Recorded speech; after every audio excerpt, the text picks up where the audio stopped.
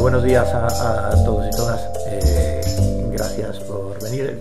Disculpad el retraso, pero está habiendo un atasco enorme en Cibeles y hubo algún contratiempo, por eso nos hemos retrasado un poquitillo. Bueno, en primer lugar, aparte de agradecerles a ustedes que hayan venido hoy, un viernes por la mañana, a pasar un rato con nosotros, quisiera agradecer inicialmente a la casa que nos acoge una vez más. En esta ocasión no en la Sala Noble, no por eso vamos a dejar de ser brillantes, o esperamos intentar hacerlo, que es la Real Academia de la Legislación, de la Jurisprudencia y la Legislación, un sitio extraordinario que incluso para los que no lo conozcan, aunque no se lo permitan, yo les diría que cuando salgan den un paseillo por los pasillos, porque realmente es un lugar muy, muy hermoso. También quiero centrar nuestro agradecimiento a la editorial Thomson Reuters Aranzadi, que una vez más, y ya va para 5, colabora con nosotros y edita una de nuestras monografías, lo cual desde luego es de agradecer. También quisiera agradecer a los autores del libro, de este trabajo que hemos hecho juntos, que han participado. Javier Gomá, que vendrá en cualquier momento, era uno de los que tardaba, a quien nos costó bastante poco convencer para participar en este viaje. Pronto vio que era una aventura interesante. Pues bueno, aparte de ser un filósofo reconocidísimo, probablemente el más reconocido en este momento, es jurista. No solo es jurista, sino que es letrado del Consejo de Estado en excedencia, y bueno, una persona en absoluto ajena al mundo de las leyes. Desde luego a Reyes Gómez Román, que sí que nos acompaña, socia de la parte regulada, la parte de energía de PricewaterhouseCoopers, a Antonio Estela de Noriega, que es el profesor titular de Derecho Internacional de la Universidad Carlos III, y por supuesto a la persona que tengo, voy a decir a la personalidad que tengo a la derecha, al profesor Parejo Alfonso, catedrático de Derecho Administrativo, y unas 200 cosas más que no voy a trasladar porque prometí que esto iba a durar poco, y que no solo escribió con nosotros, sino que ha tenido la benevolencia de acompañarnos también hoy en esta mañana para hablar un poco del tema. Y a mi izquierda a mi buen amigo y mi buen compañero Luis Pérez de Ayala, socio regulado del despacho Cuatro Casas, y en unas semanas presidente de ese despacho, lo cual espero, ya lo preguntaba, él dice que no, yo espero que sea así, que no le aparte del foro, que no le aparte de seguir discutiendo con él del tema de la energía, porque es un placer hacerlo. Realmente que desde Ampere, una asociación de pequeñísimos operadores, muchos pero muy pequeños, podamos hacer gala de estar presentando nuestra 5ª monografía para Aranzadi, y que el día con los autores que son, y que el día de la presentación tenga a mi derecha bueno, para que no se moleste, a uno de los mejores catedráticos de Derecho Administrativo del país, sin ninguna duda, y a uno de los mejores abogados de energía, sin ninguna duda, del país, demuestra que en Ampere algo estamos haciendo bien después de tantos años. En esta ocasión, para la monografía que presentamos, hemos querido hacernos alguna pregunta de una mayor perspectiva de lo habitual. Ya no se trata de cuestionarnos la legalidad de algunas normas, tampoco se trata de analizar regulaciones concretas que puedan ser más o menos complejas y que puedan perjudicar a nuestros asociados, ni siquiera realizamos valoraciones sobre nuevas aportaciones legislativas, que básicamente son las dinámicas que hemos utilizado en el resto de obras que hemos publicado desde la asociación, incluso algunas veces nosotros y otras veces con el Instituto Pascual Madoz, incluso con la Fundación Renovables, que también ha sido compañera de viaje editorial en alguna ocasión con nosotros. No, en esta ocasión levantamos un poco más la vista y nos preguntamos si es equitativo todo lo que está pasando. Es evidente que son muy habituales, muy frecuentes todas las noticias que cada día evidencian las divergencias entre el tratamiento de los operadores grandes y los operadores pequeños. No solo en energía, en general, en el mundo económico, en todo, hasta, si me permiten la singularidad, hasta en el fútbol. Hasta en el fútbol los operadores grandes son tratados con una forma mucho más benévola que los operadores pequeños. Javier, tienes tus micros, así están, perfecto. Esto es así, no existe mucha discusión, pero esa cotidianidad que también se traslada al mundo del derecho de la energía no nos puede hacer evitar el pensar si siempre es necesario que suceda eso, si se puede resolver de alguna manera, si se puede atemperar esa diferencia de trato general, ¿no?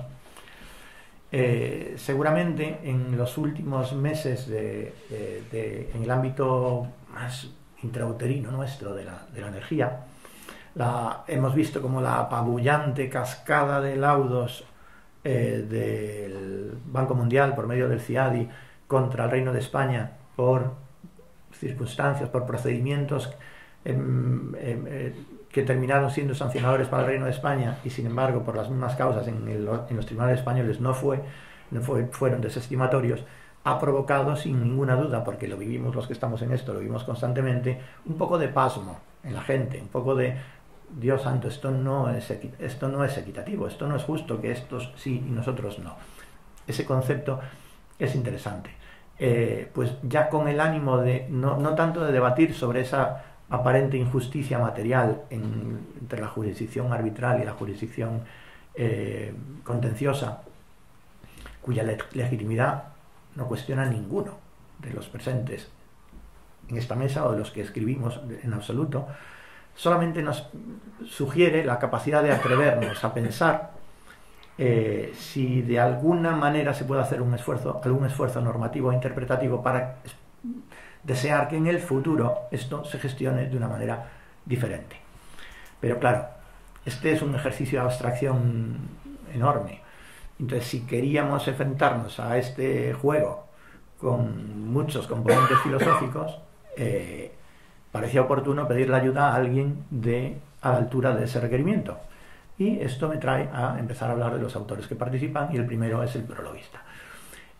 Si teníamos que buscar a alguien que nos diese un punto de abstracción de algo sobre lo que queríamos trabajar, entendíamos que Javier Gomá, como he explicado antes, una de las personalidades, uno de los filósofos más relevantes en la actualidad en nuestro país, parecía que era una elección inevitable. Y queríamos, en realidad, que su trabajo fuese capaz de impregnar el trabajo de los demás de pensamiento. Y digo pensamiento, porque no es que los juristas no pensemos las cosas. De hecho, el propio Javier es un jurista de primer nivel. Esto no quiero evitarlo, pero como comentaba hace un momentito con Luis, generalmente los abogados estamos demasiado acostumbrados a ir demasiado al grano, a ir demasiado a buscar la fuente de la norma, a buscar la jurisprudencia que nos resuelve la cosa. Y esto precisaba, antes de todo esto, precisaba un puntito que brillante estoy diciendo, que están llamando para decirte, Luciano, qué bien está hablando Juan. Bueno, nada, por Dios.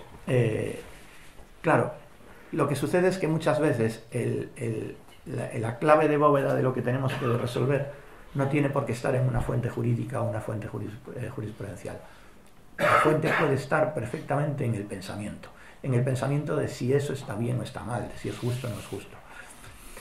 Sí, ya sé que el pragmatismo que nos lleva en el día a día a todos los juristas a buscar un camino necesario, más ágil, más rápido, para poder acabar, es lo que hacemos cotidianamente, pero no siempre es lo correcto. Pues eso, para pensar, Javier Gomá empieza su prólogo, y tengo que leer literalmente. Percibimos lo particular, pero pensamos lo universal. Escindidos en dos facultades tan dispares, hemos de desarrollar un arte que las una. La equidad cumple esa misión artística. Esto es el primer párrafo del libro, el primer párrafo de su prólogo. Permítanme que les diga que me parece alucinante. De hecho, cuando lo leí, la primera galerada que me envió, dije, Dios, pero si es que con esto ya es suficiente. Antes también comentaba con Luis que no estamos acostumbrados a textos en los que se tengan contenido simplemente las frases, porque los juristas tenemos que leer un libro muy rápido porque y se nos pasan desapercibidos muchas veces los colores y los sabores de lo que leemos, y esto es así. Definir la equidad como el arte de unir lo particular con lo universal, lo pequeño con lo grande, lo específico con lo genérico, no se puede hacer mejor, pero esa es la clave real que buscábamos impregnar en todo este trabajo. Era el leitmotiv realmente de esta obra y no podía ser más brillante. Coetáneamente con la incorporación de Javier me puse en contacto con el profesor Parejo para que se sumase a la causa de esta aventura literaria. Como siempre, Luciano tardó un instante en decirme que adelante, no más. Pero bueno, tengo que contar sobre esto una pequeña anécdota que me atañe básicamente a mí. De hecho, es una confidencia personal.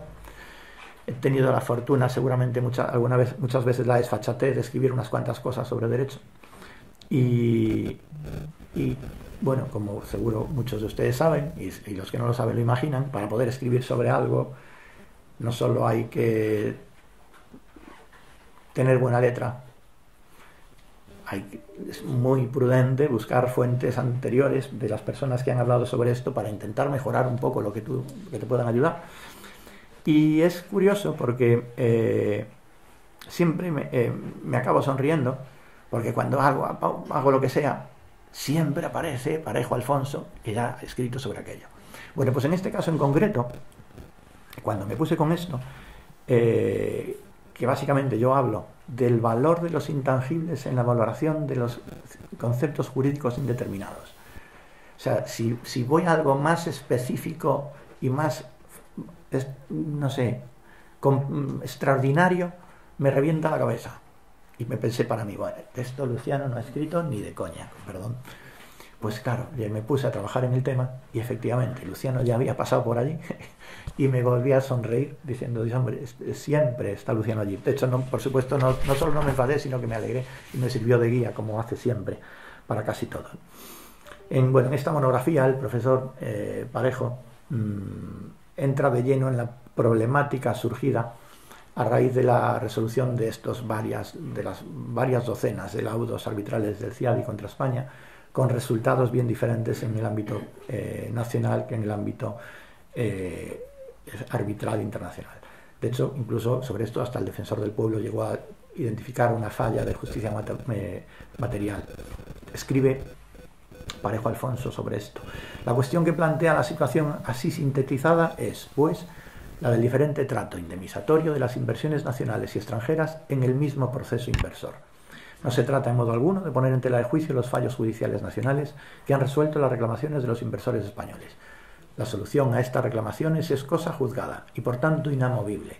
Se trata más bien de indagar si, a pesar de tal cosa juzgada, el diferente trato aludido merece, sobre distinto fundamento, alguna respuesta correctora o compensatoria por parte del Estado. Estoy completamente seguro de que a las conclusiones a las que llega en absoluto dejarán indiferente a los lectores de su capítulo y nos van a permitir pensar, como pedíamos en el prólogo de Javier Gomá, nos van a permitir pensar sobre si efectivamente todo esto merece la pena identificar si podemos hacer algo porque no vuelva a suceder. Es muy interesante. Pero efectivamente, para poder pensar sobre las cosas, como decía antes, hay que prepararse también, y entonces hay que conocer el estado pormenorizado de las mismas. Y ese papel es el que le ha tocado a Antonio Estela de Noriega y a Reyes Gómez Román. En el primero, detallando de forma muy concisa las prescripciones del derecho comunitario en el ámbito de los arbitrajes internacionales de inversiones. Las implicaciones del principio de igualdad y de no discriminación de trato desde la perspectiva del Tribunal de Justicia de la Unión Europea, que han tenido también una especial relevancia en lo que está sucediendo en este momento en nuestro país con respecto a la posibilidad o no de ejecutar los laudos y de no anular los laudos de inversores comunitarios contra España, en diferenciación también de trato entre los inversores comunitarios y los inversores no comunitarios, que no es más que un rizo más de un trato desigual. Y por su parte, Gómez Román aterriza su trabajo en la virtualidad del principio del trato justo y equitativo de las inversiones renovables, tanto por los tribunales españoles, sobre todo fundamentalmente por los tribunales españoles, fijando un criterio de comparación con el contenido de los arbitrajes internacionales. Ya no se trata de hablar de derecho europeo, sino de hablar del propio derecho patrio, identificando incluso cómo sería posible atemperar aquellas faltas del trato equitativo que se hubieran podido causar a los inversores nacionales, desde muy diferentes posibilidades. Como en el caso de las cuatro partes, por supuesto, bueno, también el que contaré ahora, en todos ellos solamente me he detenido un poquitito y desde luego me parece que es un ejercicio muy interesante para todos los interesados el ahondar en los comentarios de cada uno de ellos. Por último, se termina la monografía con mi humilde participación, en la que me intento salir un poco de mi papel estrictamente jurídico, para intentar explicar cómo la formulación normativa e incluso la interpretación judicial de las normas parece que nos ha alejado demasiado de conceptos básicos de cualquier decisión humana, demasiadas veces, ya al margen de estos casos concretos. Lo que me he atrevido a llamar positivismo de rodillo, demasiadas veces evita al legislador y en ocasiones al juez el entender si la norma que se está publicando o que se está valorando es justa o es equitativa, porque ya casi parece naif, permítanme el anglicismo, pueril, el dedicarle un cierto escenario, una cierta abstracción casi moral a si la norma que estoy dictando o que estoy interpretando es la correcta, porque me baso básicamente en que mi decisión es la que es en interés del Estado, y casi parece que quito de las variables de que el interés del Estado sea dictar normas justas. Esto es algo con lo que convivimos muy frecuentemente los que nos dedicamos al derecho, por lo menos a mi juicio. Ya casi nadie tiene presente la identidad de los sujetos a los que se dirigen las normas, cuando es una variable muy relevante para tomar decisiones, muy relevante. Me van a permitir que me parafrasee, y a modo de spoiler, algo que también escribo. Quien escribe estas palabras tiempo después de su aprobación tuvo la oportunidad de escuchar, es decir, junto a algún otro compañero, a uno de los artífices principales de las reformas que cambiaron los sistemas retributivos de las renovables, sugerir que quizás tendrían que haber utilizado una brocha más fina con los pequeños. Yo también digo quizás.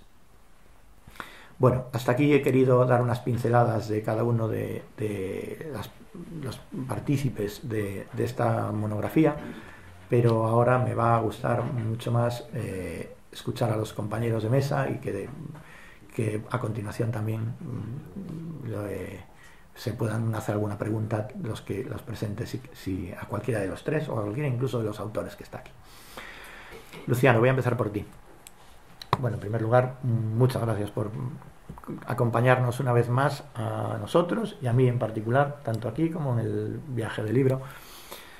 Aparte de escribir un capítulo importante, has tenido la oportunidad de leerlo en su totalidad, entonces no puedo evitar, creo que fuiste el primero en leerlo, después de mí. ¿Qué destacarías de él y qué crees que puede aportar al debate jurídico? Muy bien, muchas gracias primero por la invitación a participar en este acto que me conforta porque el libro, su gestación y su acabado realmente ha sido un proceso realmente de gran interés. Bueno, yo creo que lo que se podría destacar como aportaciones del libro, en fin, cada uno puede tener un criterio a este respecto, es en primer lugar la traída a la superficie desde el punto de vista jurídico del instituto de larguísima tradición histórica que es la equidad, instituto que sin embargo siempre ha estado relegado, digamos, a un rincón, en una posición más o menos anecdótica, mucho menos en el derecho privado, pero de forma más notoria en el derecho público. Y por lo tanto la puesta de relieve en conjunto por los trabajos de las potencialidades de este instituto, hasta ahora yo creo que inexploradas y desde luego inexplotadas, porque esas potencialidades están inscritas en el artículo 3.2 del Código Civil, que obliga a la ponderación de la equidad, por más que ésta no pueda constituir el fundamento único o exclusivo de cualquier decisión del poder público, cualquiera que éste sea, pero en el derecho público, sin embargo, aparece solo tangencialmente la equidad con ocasión de la regulación de la potestad de revisión de las decisiones, digamos, administrativas, sometidas al derecho administrativo, junto, y esto es importante, al principio de buena fe, cuyo parentesco con el principio de origen europeo de la confianza legítima es evidente, pero también junto, y esto es muy importante, a los derechos de los ciudadanos, por lo que inmediatamente diré. En relación con esta aportación, me parece que también hay que destacar su consecuencia, es decir, la puesta de relieve de la necesidad de un repensamiento del proceso de toma de decisiones por los poderes públicos, comenzando por el poder legislativo, desde el punto de vista de la concreción, estamos en el derecho público, de la concreción del interés general, puesto que ese proceso de concreción del interés general, su reducción, digamos, a términos jurídicos, puesto que se trata de una cláusula sumamente abierta, algún muy destacado profesor como el maestro Alejandro Nieto siempre dijo que no decía nada, que era realmente una voz puramente política, pero en fin, esto aparece contradicho también por una dogmática que no me voy a meter aquí, en la dogmática alemana, un gran autor que ha fallecido recientemente, que su escrito de habilitación, que es un volumen muy importante, se dedica justamente al proceso jurídico de concreción del interés general, que me parece una cuestión importantísima. Y ese repensamiento del proceso de concreción del interés general debe situarse, yo creo que así se destaca en el libro, primaria y preferentemente en el plano del legislador, que ciertamente goza de una amplísima discrecionalidad, pero que esa discrecionalidad en absoluto es completa y puede ser reducida, así que, aunque solo sea parcialmente, al derecho. ¿Y por qué es esto importante? Porque del proceso de toma de decisiones por el legislador depende luego ulteriormente, porque lo condiciona totalmente, tanto la aplicación o diríamos la ejecución gubernativo-administrativa, como sobre todo luego el control por el poder judicial. Esto quiere decir que la puesta de relieve de la equidad pone en primer plano a ese efecto, digamos, que la ponderación debe tener en cuenta por el legislador también las circunstancias normativas y fácticas de la materia y en concreto del objeto sobre el que se está tomando decisiones, digamos, algo que está relacionado con el tan aplicado hoy, que es ubicuo, principio de proporcionalidad. Que, por cierto, igual que la equidad, no tiene un fundamento, un origen normativo, sino doctrinal y jurisprudencial, y para nosotros es algo importado, aunque hoy está legalmente, digamos, positivizado. Es decir, que la no consideración de las circunstancias del asunto puede implicar un resultado desproporcional.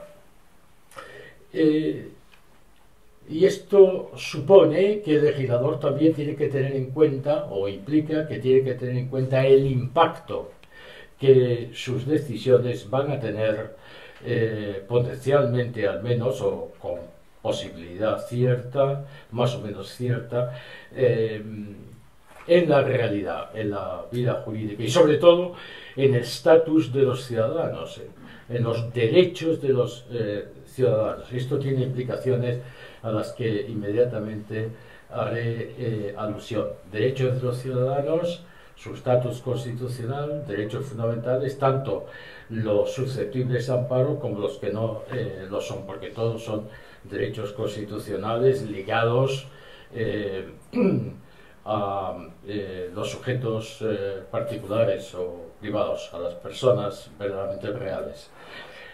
Este análisis y ponderación del impacto a la luz de las circunstancias concurrentes debería estar garantizado ya en nuestro ordenamiento por el trámite del análisis del impacto normativo a que obliga todo procedimiento de elaboración de una norma, pero es evidente que ese trámite no se viene cumpliendo debidamente, o al menos, digamos, no desarrolla plenamente la función que se expresa en su propia denominación. Por lo tanto, resumiendo, necesidad de reconsideración del procedimiento de toma de decisiones legislativas, pero también de sus derivaciones, consecuencias, que aparecen así condicionadas por las decisiones del legislador en el plano ejecutivo y judicial. Y yo creo, descendiendo al caso, para mostrar un poquito más, profundizar más en este punto, yo creo que no se ha tenido en cuenta el doble bloque normativo aquí implicado y que es determinante, el europeo por un lado, pero también el internacional de forma muy relevante, y el nacional. Y por lo tanto, la doble vía judicial una, arbitral la otra. Y en segundo lugar, no se han ponderado ni valorado los efectos discriminatorios de posible producción que efectivamente, como ya se ha dicho, se han cumplido en la realidad. Y esto ha comportado, a mi juicio, la colocación de los tribunales, no así los arbitrales, puesto que estos están conectados nada más con la normativa internacional, a verificar la operación de control que les es propia, recurriendo desde un concepto, digamos, no concretado de interés general, a conceptos, según su contenido, igualmente dogmático o doctrinal o jurisprudencial, como ustedes quieren, por lo tanto, conceptos abstractos, indeterminados, pero respecto a los cuales existe, digamos, una definición doctrinal o jurisprudencial, por tanto, que están acuñados, y su aplicación, sin más, digamos, a una realidad que no se ha examinado verdaderamente.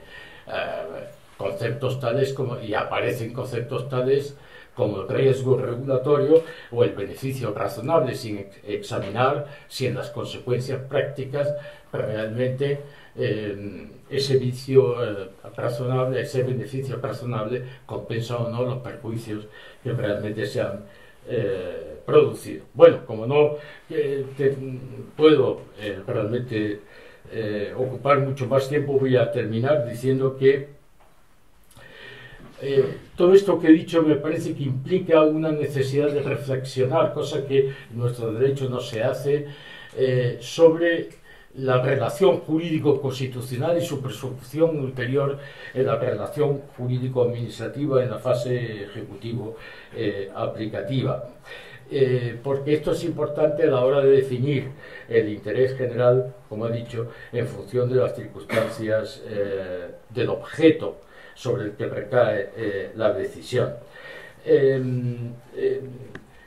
Digamos,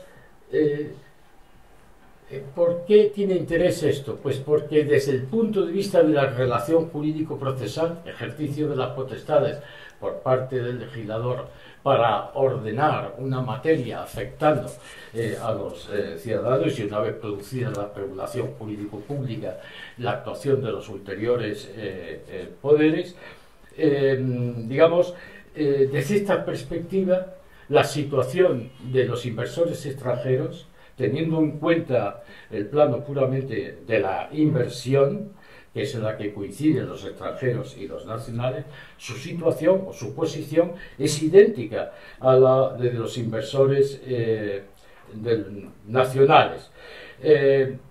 Y, por lo tanto, el no tener en cuenta aquí digamos, la igualdad proporcionada, o por tanto, un trato equitativo de unos y otros, es tanto más grave cuanto que previamente esto ha sido provocado por la renuncia unilateral del Estado a su propia jurisdicción, permitiendo el recurso, digamos, a árbitros internacionales que actúan sobre estándares puramente internacionales, desconociendo lógicamente el ordenamiento interno.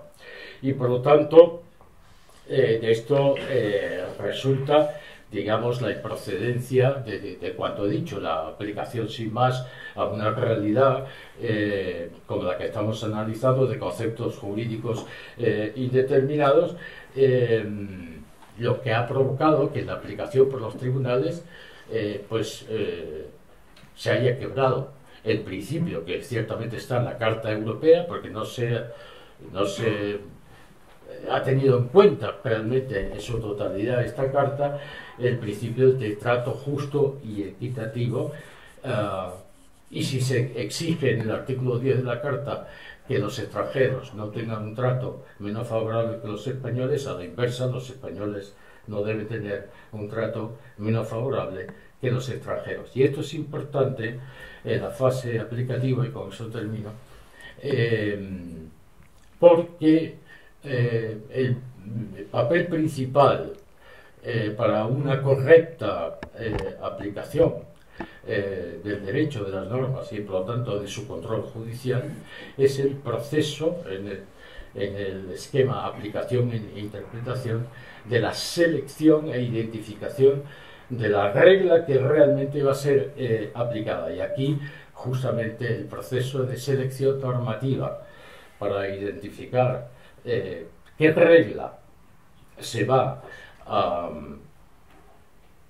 o va a ser determinante de la solución que se adopte en las circunstancias del caso concreto, pues ha fallado totalmente.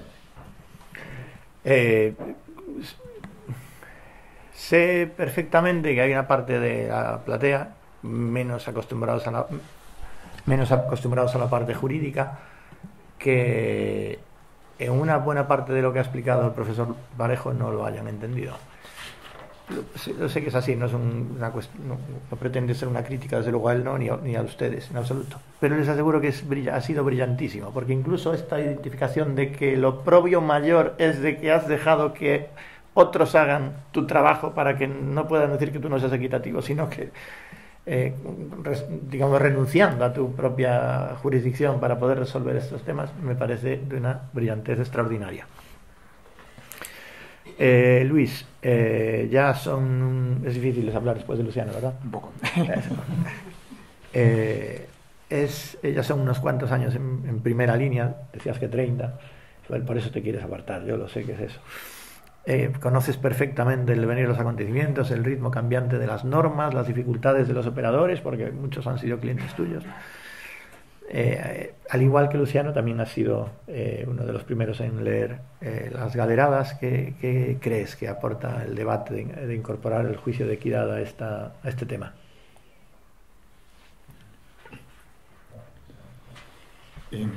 Ante todo, Juan, gracias por invitarme, Jean-Pierre, por invitarme a estar aquí y compartir este acto. Es un placer.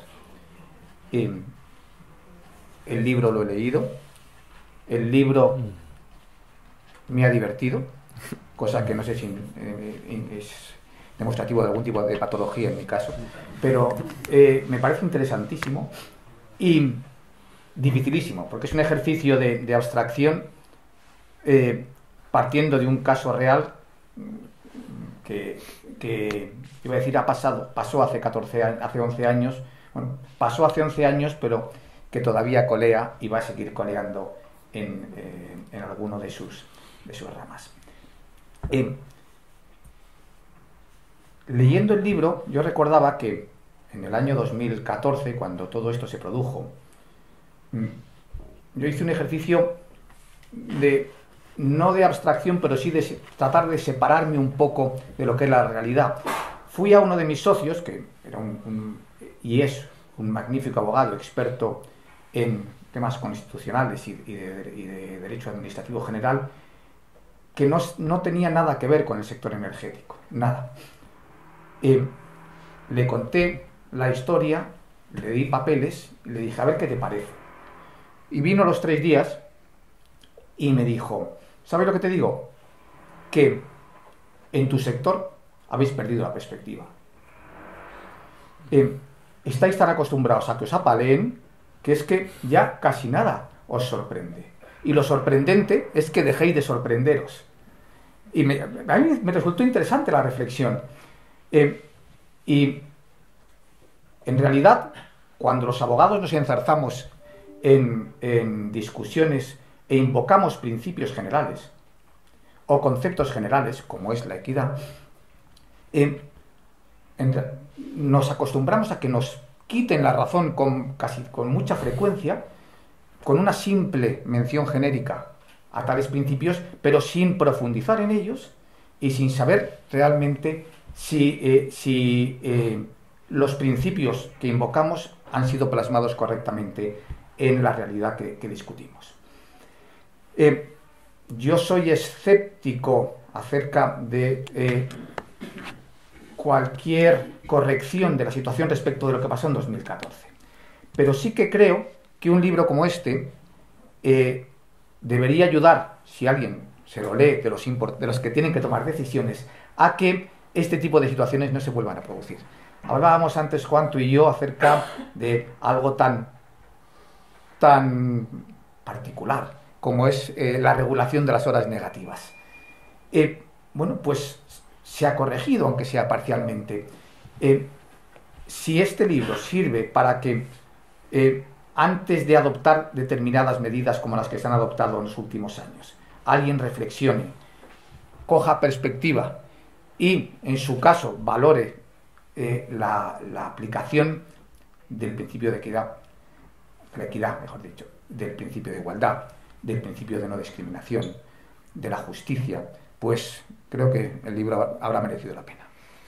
Pues ojalá. De hecho, básicamente ese es el concepto, impregnar un poco incluso de sentido común muchas de las regulaciones. Luciano, el profesor Estrella de Noriega recuerda en su trabajo la diferencia del constitucionalismo sólido y el constitucionalismo líquido en el ámbito del Tribunal de Justicia de la Unión. El primero como férreo defensor de la interpretación estricta de la norma, y el segundo como un poco más apagado, un poco más así, medio pensionista, de la necesaria flexibilización de la interpretación de las normas. Realmente este positivismo de rodillo que explicaba yo hace un ratito, se han merendado la capacidad de interpretar las normas antes de que salgan.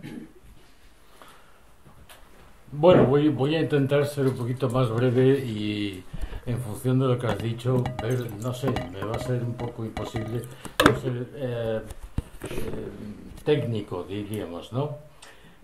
Hombre, yo creo que... Perdón, lo de antes era un reproche en absoluto. No, pero es que es comprensible porque a veces nos pasamos en nuestro propio lenguaje y no tienen por qué, digamos, estar dentro de él las personas que no son juristas, ¿no? Bueno, hombre, eso de la diferenciación de formas de ver el constitucionalismo pues está muy de moda, pero yo creo que en definitiva las constituciones son un marco y lo que varía es un marco jurídico que dejan ciertas holguras y que lo que varía es en el tiempo la interpretación. ¿Qué es lo que ha pasado? Que el positivismo que se consolida a principios del siglo XX pero que es arrumbado digamos por la incorporación de valores incluso en el plano constitucional tras la Segunda Guerra Mundial, pues se ha determinado una mezcla digamos en el manejo de las normas, en la lectura y en el manejo de las normas que no está muy bien establecida, y esto en la medida en que esa mezcla no bien establecida ha sido potenciada con la evolución que ha experimentado en todos lados los ordenamientos jurídicos, incremento de la complejidad, incremento de la variabilidad,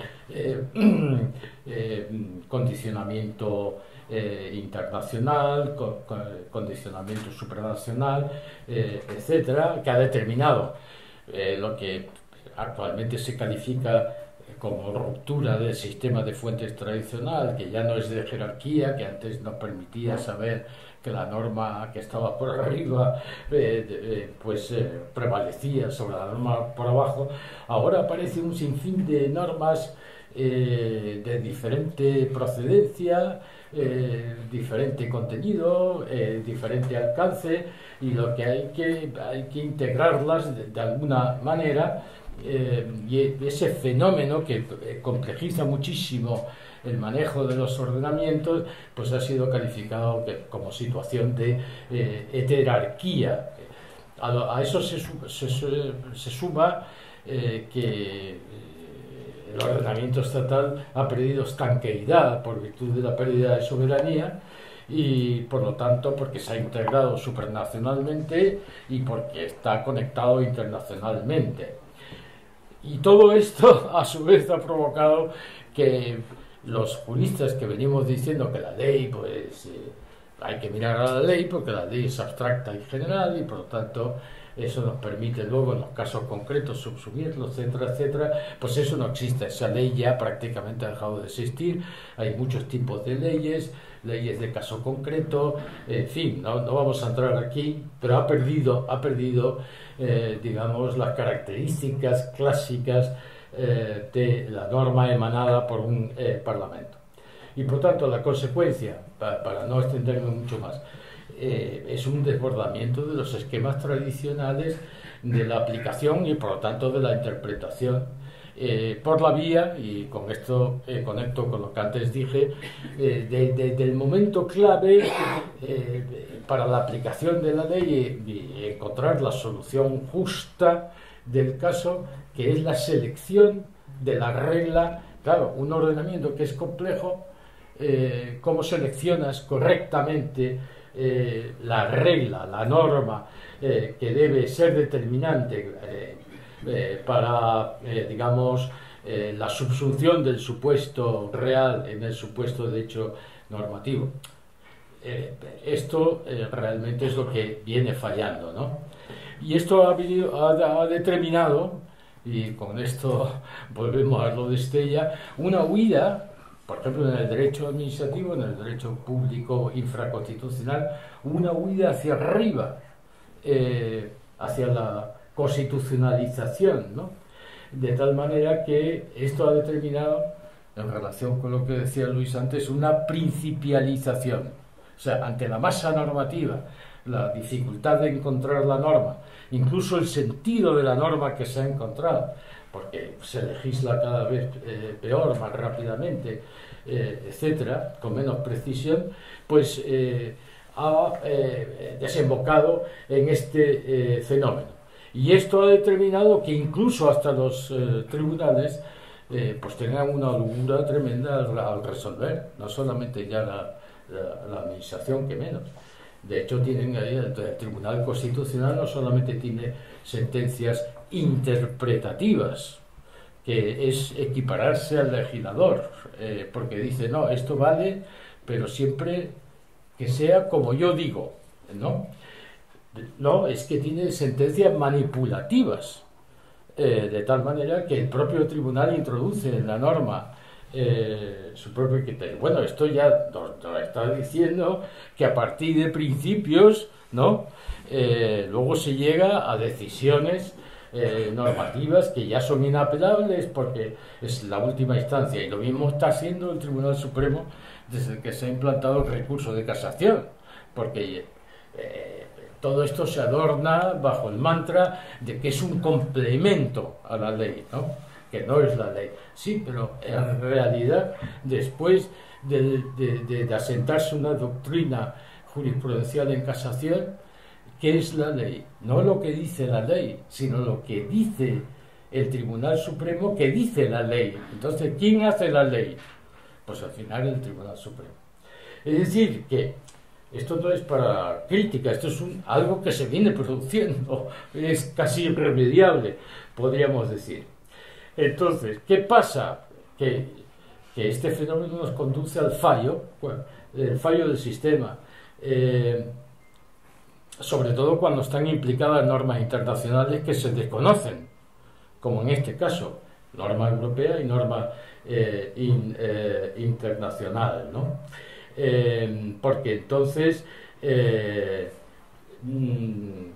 padece el sistema de valores desde el cual se leen las normas que se van a seleccionar y aplicar.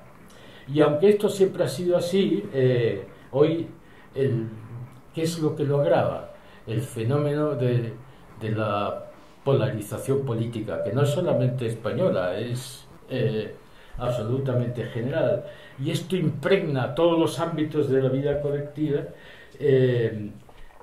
hasta incluso la puramente institucional, incluyendo lo que parecía más irreductible de todo, resistente, que es lo judicial, ¿no?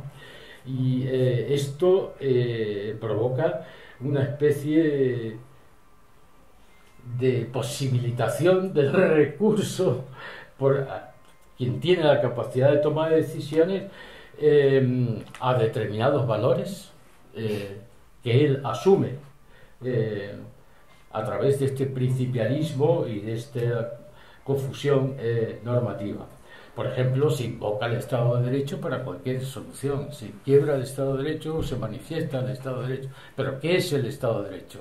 Pues nada, nadie nos lo está explicando realmente, ¿no? Y cuáles son sus perfiles jurídicos. Y esto es lo que yo creo, para terminar, produce o permite la diversidad de soluciones. Es decir, que lo que hay es, digamos, una pérdida del rigor técnico-jurídico del proceso de selección e interpretación normativa, aparte de un déficit técnico de las normas mismas que tienen que ser aplicadas e interpretadas. Al mismo tiempo que Luis le preguntaba a su compañero qué le parecía aquello, yo recuerdo hacer un ejercicio semejante con aquella norma, y era singular porque traía en una misma, o sea, aquella maravilla, bueno, tanto las dos normas fundamentales, no voy a entrar en detalle iguales, un Real Decreto Ley y un Real Decreto. Una misma norma tenía 27 conceptos jurídicos indeterminados. ¿Te acuerdas? 27, una misma ley. Esto tela. Y algunos de ellos de nuevo cuño. Entonces, lo que está diciendo Luciano, pues me recordó aquella situación. Luis, tú como socio de uno de los despachos más importantes del país, tu caso es especialmente paradigmático, porque me consta de que has estado en la trinchera de muchos procedimientos nacionales por todo lo que pasó, y me consta que has estado en la trinchera de procedimientos arbitrales por lo que pasó, con resultados dispares. Claro, jurídicamente no existe duda con respecto a la viabilidad de las jurisdicciones diferenciadas, pero ¿cómo has vivido tú esta situación? ¿Cómo, incluso con los clientes? O cómo, porque claro, muchas veces es bien difícil de explicar una situación de este estilo, ¿no?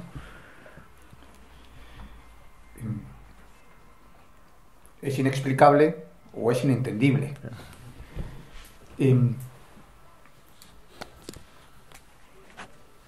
Los datos nos ayudan, yo creo. No tengo en la cabeza los datos exactos, pero con la perspectiva de los 11 años. En España hubo, primero, recursos en vía administrativa y reclamaciones de responsabilidad, y luego muchos de ellos llegaron a los tribunales, pero no todos, alrededor de 14.000 reclamaciones. 14.000. Se ganaron 3. Y se ganaron 3, una de ellas la llevamos nosotros, porque no había más remedio, porque es que era tan evidente que es que era imposible no dar la razón. En el caso de cogeneradores, si os acordáis. Por tanto, asumamos 14.000. Resultado final, 13.997 a 3. Ese es el resultado en el campo español. Y ahora nos vamos fuera y de unas decenas, 50, 60 procedimientos arbitrales que ha habido, pues el resultado aproximadamente será un 60-40, 2 tercios, 1 tercio. Claro, eso es muy difícil de explicar.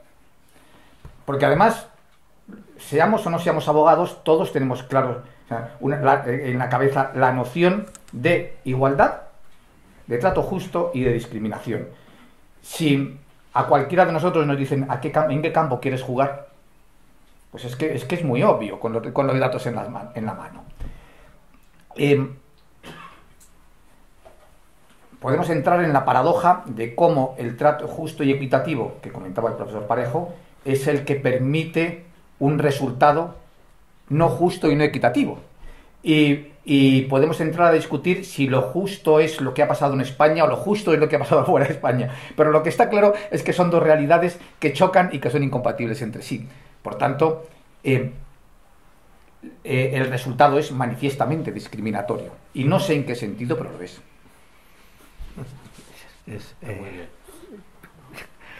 Es que no menos que sonreírse, porque es que en realidad, por no llorar, Luciano, llevas toda una vida trabajando y estudiando alrededor del derecho público, el cual, pese a su constante modificación en unos sectores más que en otros, desde luego en el de energía es extraordinariamente cambiante,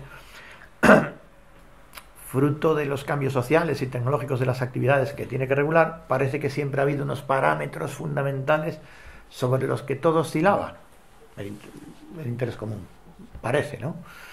Conceptos como seguridad jurídica o confianza legítima o trato equitativo, que ahora comentaba Luis. Sin embargo, en la actualidad parece que muchos de esos conceptos se han diluido muchísimo y que incluso parece que personas con criterios solventes les ves titubear, no sé si por condicionantes incluso, como decías, políticos, pero les ves titubear con respecto a que la aplicación de ellos sea verdaderamente relevante.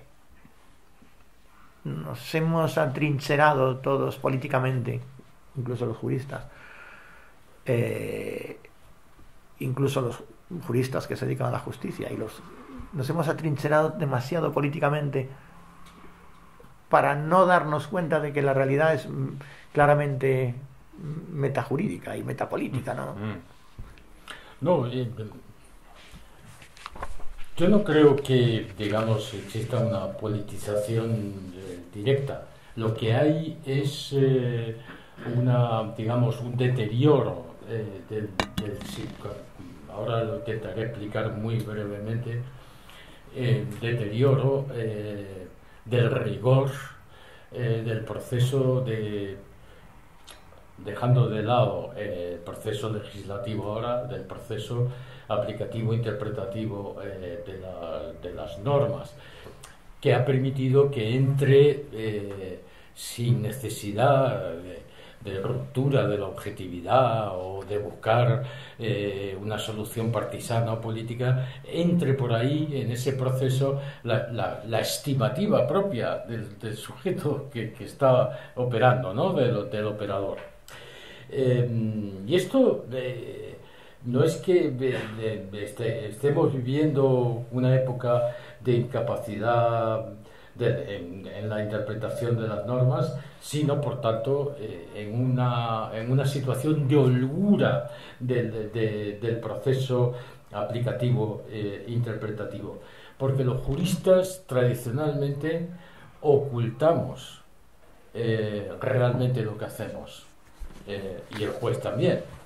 Es decir, nosotros decimos al exterior, para explicar lo que hacemos, que hombre, que somos muy rigurosos, hay un supuesto normativo y entonces hay una realidad. Y entonces nosotros el supuesto de hecho lo subsumimos, lo encastramos en el supuesto normativo y extraemos la consecuencia jurídica, y todo esto es como aséptico. Aparte de que cada vez menos normas tienen la construcción condicional, es decir, supuesto un determinado hecho, se aplica esta consecuencia, eso ha desaparecido prácticamente del ordenamiento jurídico. O sea, las normas tienen otra estructura, pero en fin, dejando de lado eso que nos llevaría muy lejos, lo cierto es que el proceso real de los juristas es distinto, es iterativo, va de la norma a la realidad, pero vuelve la mirada a la norma, vuelve de la norma. Es un proceso no único, sino diverso, para poder depurar la realidad a los efectos de que encastre en lo que entendemos interpretativo, que es el supuesto, lo que está previendo la norma. Y por tanto es casi un proceso muy parecido a lo que superan en la realidad científico de las ciencias naturales, ¿no? Las ciencias físicas. Es un proceso mucho más complejo, y al ser iterativo, la mirada del intérprete es capital. Esto quiere decir que todo ese proceso iterativo está muy contaminado por un a priori del operador. El juez muchas veces ya parte para hacer la sentencia. Bueno, tenemos un caso muy reciente que en la evidencia parte, ya tiene la visión. Él no es que esto sea un vicio, ¿no? Él ya ha visto el asunto y tiene la solución, ¿no? Y luego lo construye. Bueno, y esto ha relajado el proceso aplicativo interpretativo. ¿Y por qué? Porque ese proceso es susceptible de contaminación por la estimativa. Si no encuentra límites jurídicos claros, se contamina por la estimativa del que verifica de buena fe. No es que esté haciendo nada raro, pero lo hace de buena fe, pero está inevitablemente contaminado por la estimativa del que lo lleva a cabo. Y esto pues aboca a la conclusión de que puede ser erróneo el resultado final, ¿no? Jesús,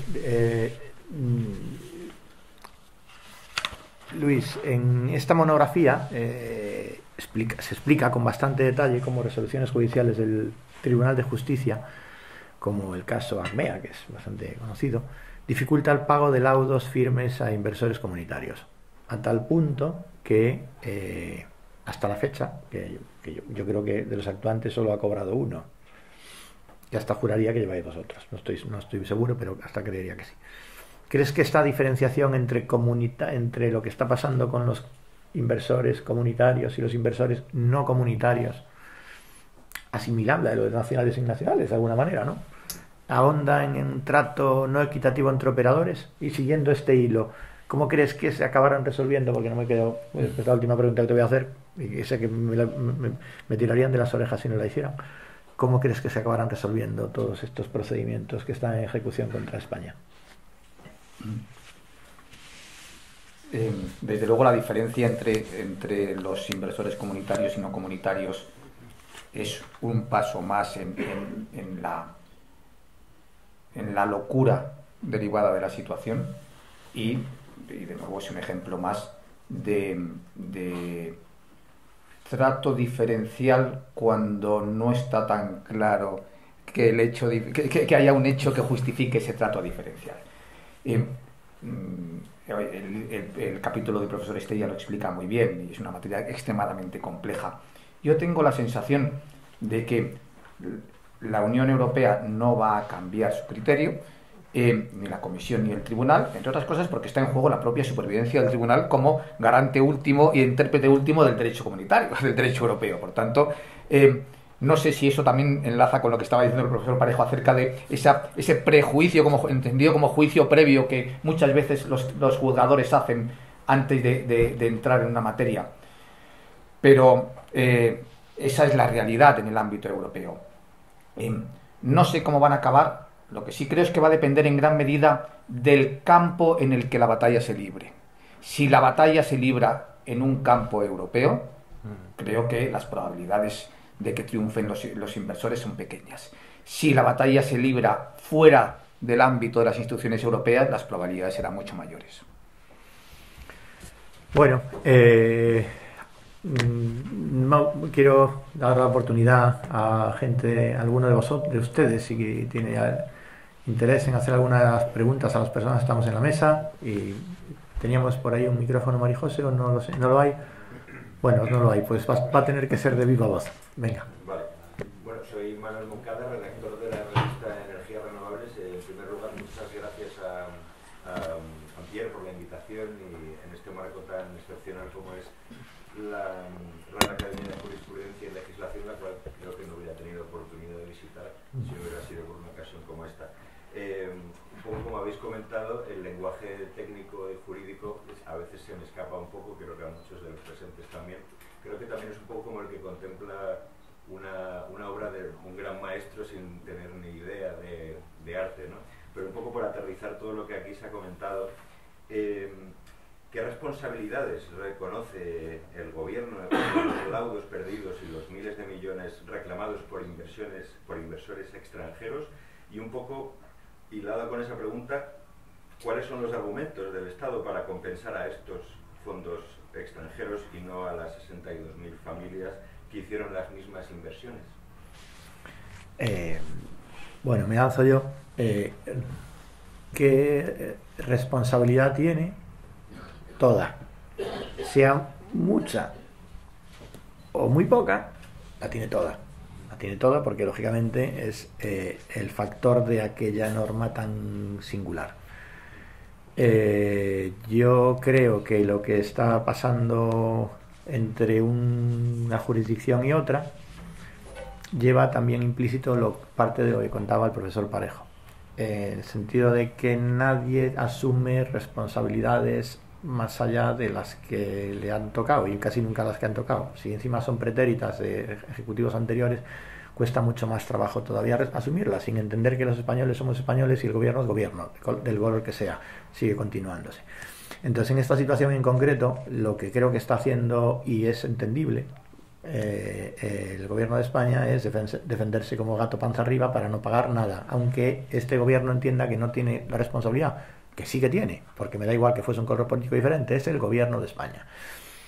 Entonces, lo que está haciendo es, dentro de la maraña que hemos intentado explicar, absolutamente infame, de normas ya no solo de superiores e inferiores, sino colaterales, dentro de la manifiesta dificultad de normas con conceptos jurídicos indeterminados que son muy difíciles de aterrizar, pues le dice a los abogados, a la abogacía del Estado, pues mira, dentro de este gris, como aquí no es blanco ni negro, dentro de este gris, a jugar.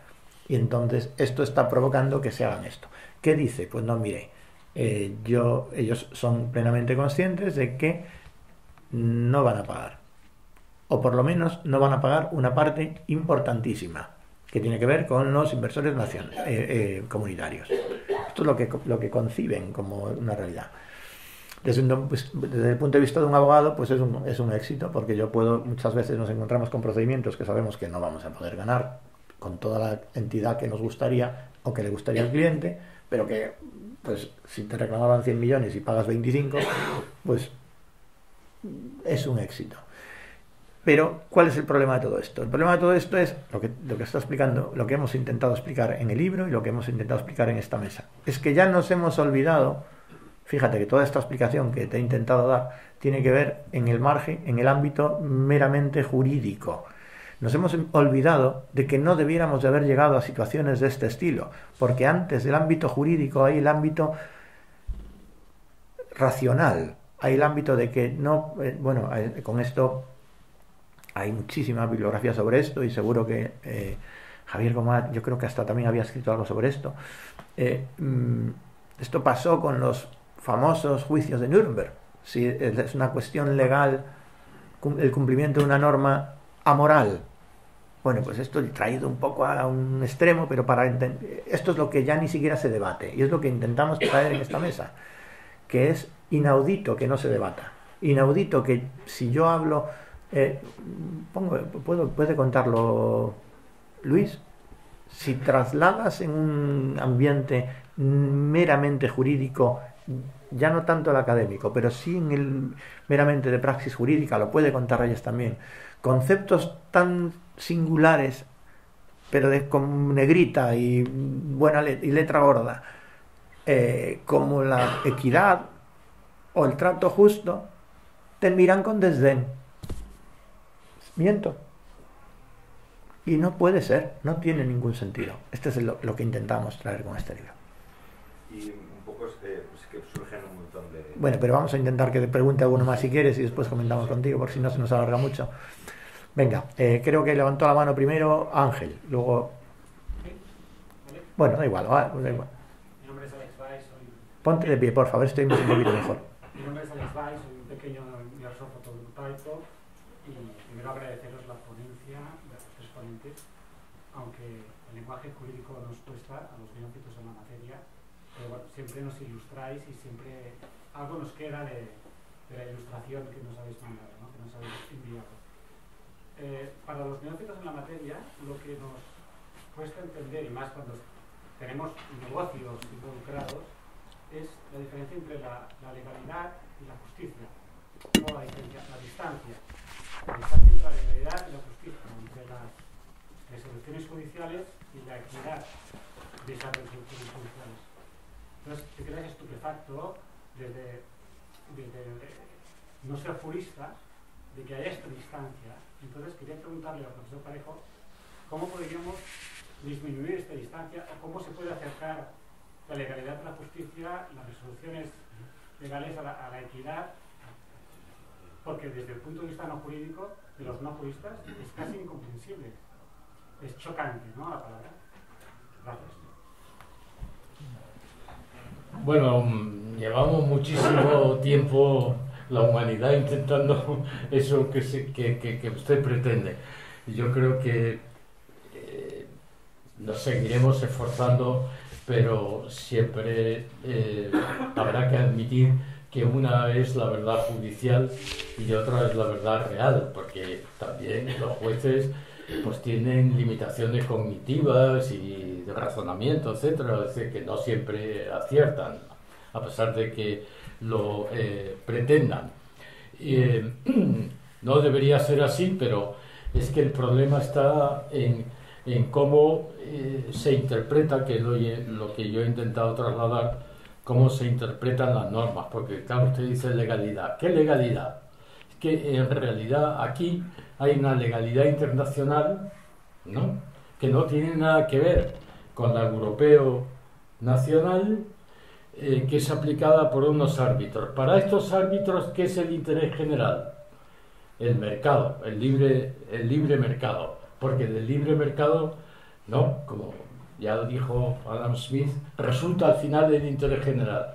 Entonces, lo económico prima y por lo tanto hay una solución, incluso desde el interés general. En cambio, usted se sitúa internamente y para un tribunal contencioso administrativo, ¿qué es el interés general? Pues aparece el artículo 121, no, 122 de la Constitución, que dice que toda la riqueza del país está sujeta al interés general, etcétera, ¿no? Entonces hay un interés general que es de la comunidad, y ese interés general se va concretando pues sucesivamente en determinadas normas muy complejas que tienen que ser interpretadas, y entonces para eso se aplican conceptos a su vez también indeterminados, ¿no?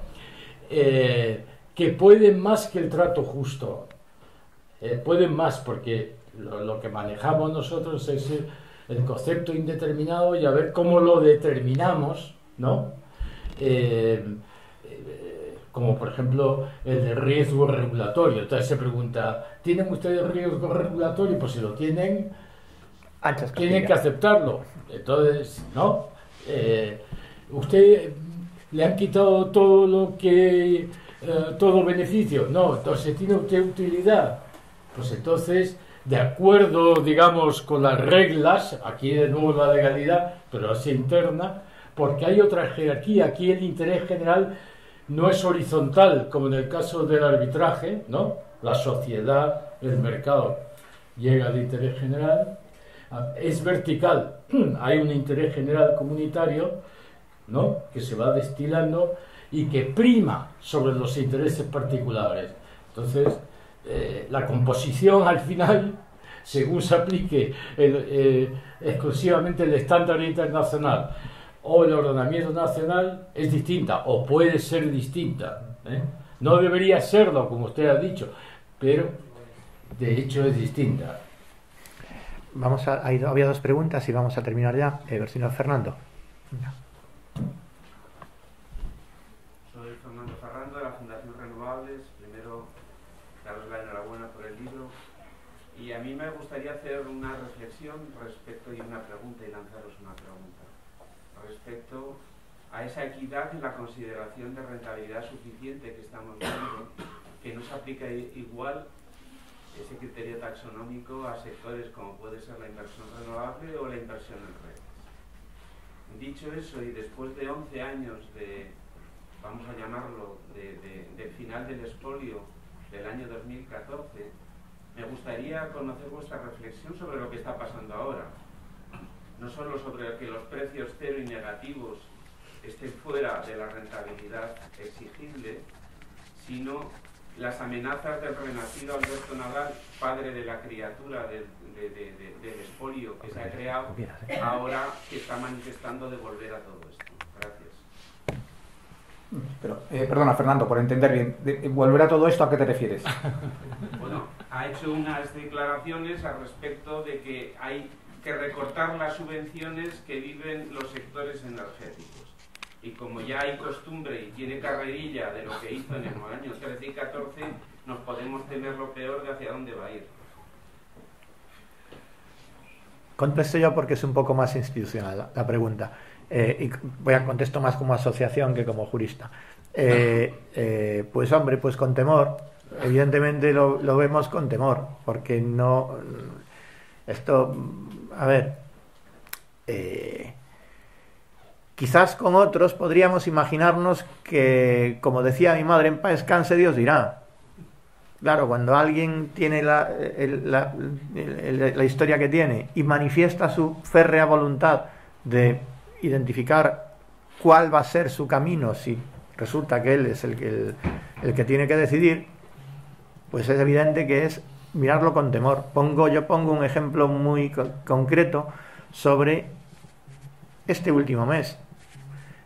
Para mí, a mi juicio, los que me conocéis, e incluso los de esta mesa también en este sentido, llevaba peleando con el tema de las horas cero y negativas de los últimos 16 meses, con suerte dispar, porque me parecía el último atropello, no el siguiente, el último. Era una circunstancia que se iba a llevar por delante a la práctica totalidad de las plantas de generación de España, en Recore, quiero decir. Es así, y pasaba completamente desapercibido, porque encima era muy difícil de explicar. Era muy difícil de explicar, ¿no? Cuando pasó lo que pasó en el año 14, bueno, la gente entendía, bueno, pues creen que cobramos mucho, nos van a quitar. Ahora es que ni siquiera podías explicar esto, porque era verdaderamente imposible de explicar. Claro, pues es verdad que hay que pensar que a mí me gustaría entender que cualquier legislador sería permeable a entender que esto de las horas negativas era un latrocinio, un error, una burrada. Pues no estoy seguro de que el ministro que teníamos en el año 14, si pudiésemos tenerlo ahora, no se hubiese jactado de decir, pues me parece bien que, mira, esto viene de Europa, porque en realidad es una interpretación que supuestamente venía de Europa, y verdes las han segado. Pues es posible. Quiero pensar que eso no se va a poder producir, porque quiero pensar que esa persona no va a tener, una vez más, no es su partido, no hablo de partidos, hablo de personas. Esa persona espero que no tenga decisiones jurídicas en el ámbito de la energía en este país. Esa persona. Teníamos una pregunta por allí, si queréis, y terminamos. Hola, buenos días. Soy Ángel Escribano. Yo le quería preguntar a Luis. Sabemos que por la legalidad internacional que ha dicho el doctor Parejo, la existencia de estos laudos y la obligación de pagar por un daño causado el Estado español no significa que haya que pagar a los productores españoles. Hasta ahora España solo ha pagado un laudo, parece ser. Yo lo que le quería preguntar y lo que yo me pregunto es ¿qué pasaría si el gobierno de España en algún momento, por vía de negociación y para evitar esa ejecución de los laudos internacionales, llegara a un acuerdo con los inversores internacionales y si esos acuerdos generarían alguna expectativa, mejor dicho, a los productores nacionales? Perdón, expectativa no sé, expectación muchísima.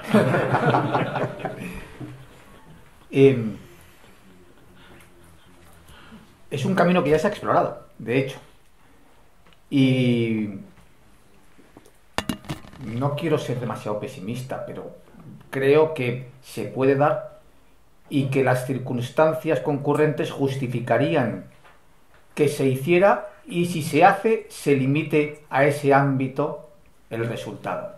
Es decir, creo que veo muy, muy difícil que cualquier negociación pueda generar algún tipo de expectativa, sí, expectación también, pero de circunstancia que justifique extenderlo a los que hoy ya no lo tienen.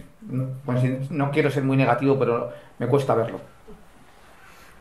Bueno, vamos a hacer la última. Si os parece, había que dos, si queréis, si son muy breves, sí, vale, porque si no, venga, vamos allá. No, adelante. Buenos días. Primero, enhorabuena por las intervenciones. La verdad es que estoy ya impaciente por poder leer el libro, porque yo también soy jurista. He sido exconsejero de la Comisión Nacional de Energía y en su día, en primer gobierno de Aznar, portavoz de Industria y Energía del Grupo Parlamentario Popular en el Congreso. Ahora estoy de nuevo en el Congreso como asesor de energía.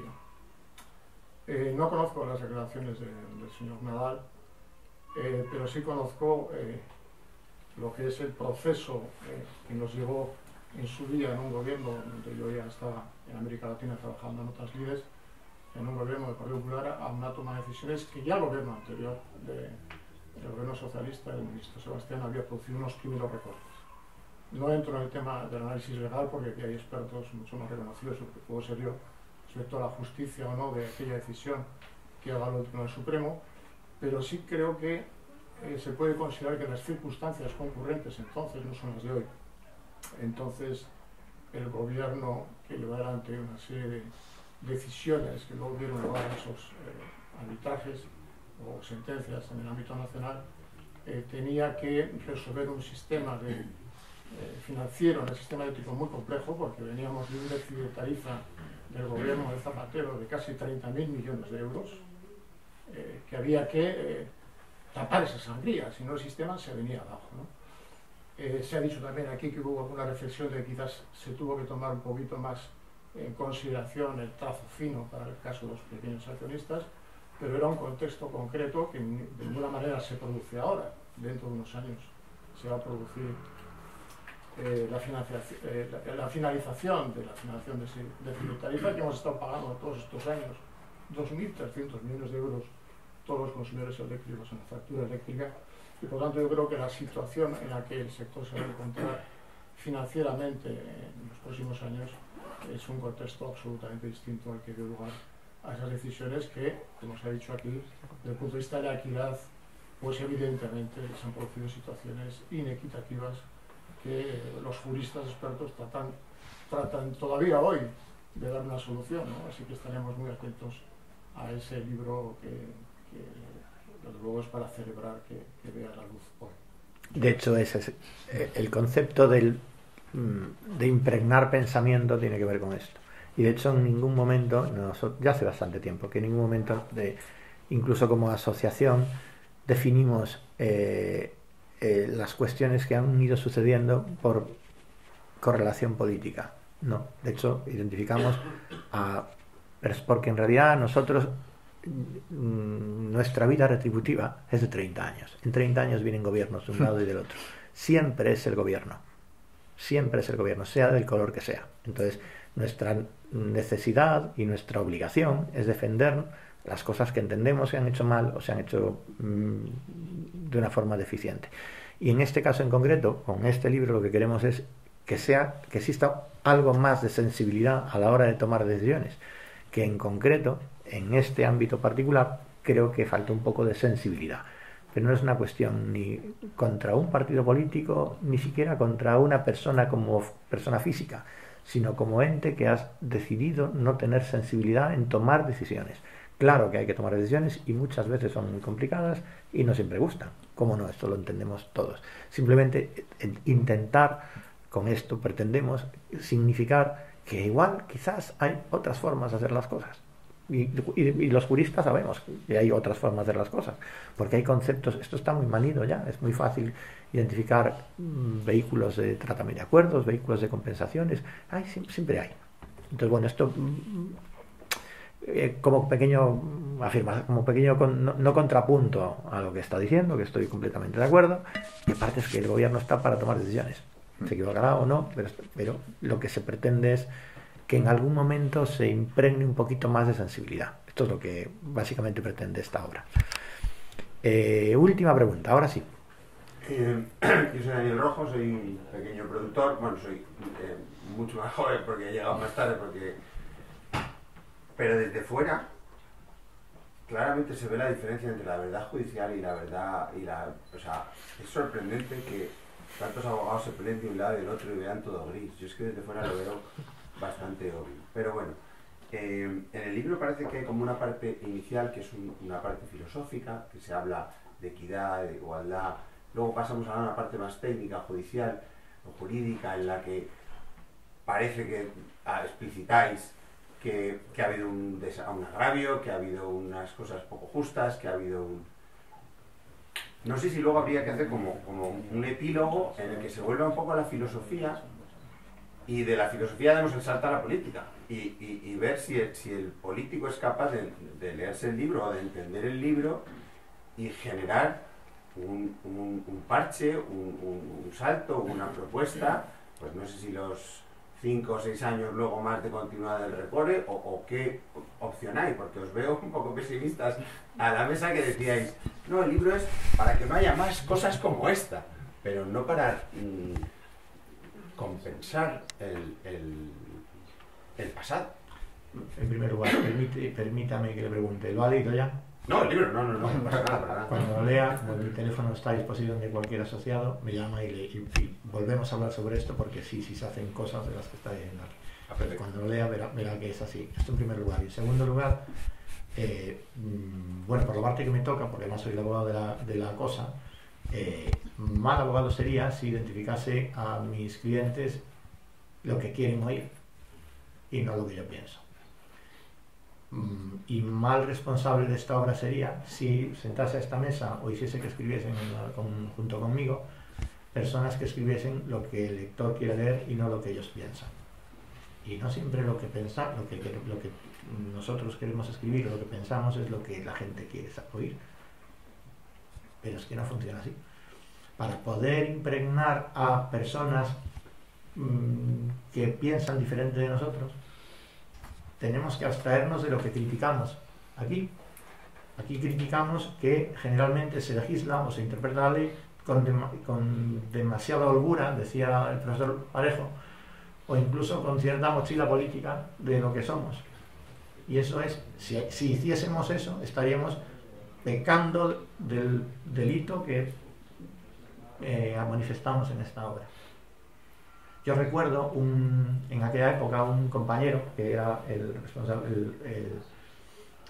responsable jurídico de la Secretaría de Estado en el ámbito de la energía, oriundo de mi pueblo, curiosamente, que con el que había habido unas tensiones sobrenaturales en aquella época, porque era una cosa muy difícil, y me decía en una presentación del libro, que se le regaló, me dijo: coño, Juan, tengo que agradecértelo, porque cuando me puse a leerlo, pensé que ibais a decir otras cosas, y no, lo que decís tiene mucho sentido. Y yo, claro, porque nosotros no escribimos para agradar la lectura. Hombre, bueno, que nos guste, a todos nos gusta que nos escuchen y que nos lean, pero no, decimos lo que pensamos. Entonces, ese ejercicio voluntarista para decir, bueno, pues tiene que haber una solución, ¿qué es esta? Ese no existe. Hay posibilidades de hacer cosas, hay posibilidades de tener sensibilidad futura, hay muchas posibilidades en ese sentido. El resto no existe. No existe una posibilidad de que nos vengan a compensar por lo que pasó hace 14 años. Compensar a Sigmund Lirondo. Y lo está diciendo el secretario de AMPI, el abogado de AMPI. Es así, Mondo categóricamente no existe. ¿Que hay posibilidades de cosas? Claro que hay. Y en eso estamos. Bueno, muchísimas gracias a todos y a todas. Muchísimas gracias, Luis. Muchísimas gracias, Luciano. Muchísimas gracias, Javier.